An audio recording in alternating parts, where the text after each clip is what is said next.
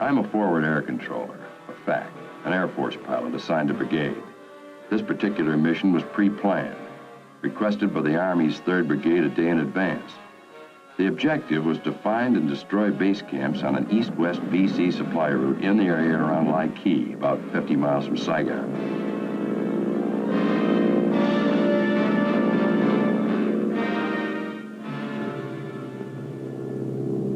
Our job, along with Army artillery, was to neutralize a landing zone, what we call prepping, so that the Army troops could get in there with the choppers. We had a 4-star general, General Haynes, another general coming up to Dong Ha to talk about what we had done on the 26th.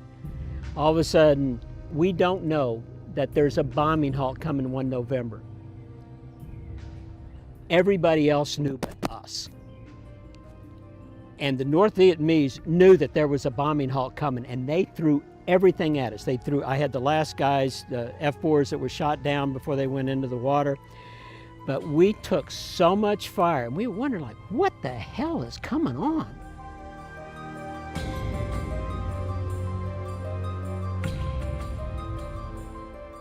Put me to work, and they said, okay, there's your airplane. Fly it up to Dong Ha, and you got a mission this afternoon. By the time we get on station there, then the tracers start flying up. NVA knew the game is on. Once the artillery's coming in on station and we start firing it, then I'll get the attack air. They'll come up on station, and then I give them a target briefing. You have to tell them which runway heading, which heading to come in on, which way to break out, what the target is, what the elevation is, where's the friendlies, where's the hostile fire. But we control the whole battle as a forward air controller. That's what we did. But when we got up in North Vietnam, it got pretty exciting up there. Vietnam is a sliver, a ribbon of a country on the South China Sea. It's bordered by China, Laos, and Cambodia. Until 1954, it was part of French Indochina. That's when Ho Chi Minh, the communist and nationalist leader, defeated the French and sent them packing back to France. Ho Chi Minh then looked to unify the country under his rule. A Geneva Convention agreement put a hold on that and split the country in two, similar to what had happened just a year earlier in Korea. The split was supposed to be temporary, but a planned election never happened.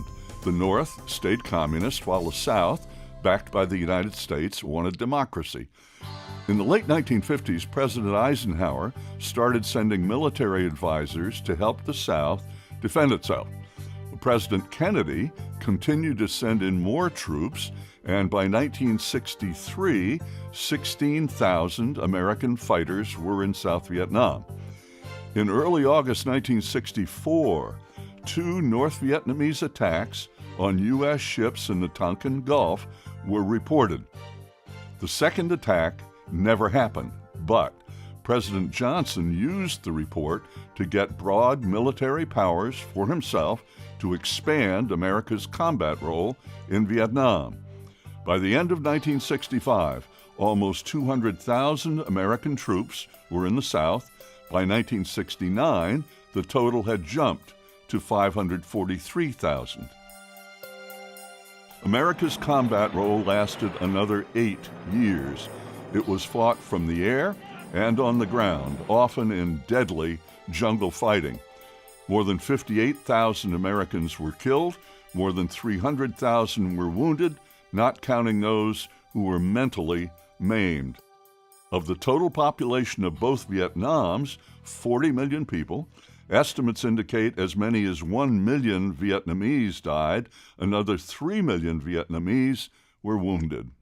Low and slow, unprotected little airplanes did intelligence gathering and targeting over enemy territory, and attack helicopters took the fight to the Viet Cong. 3 pilots join us now who flew and fought in these low and slow aircraft, protecting their troops on the ground and each other.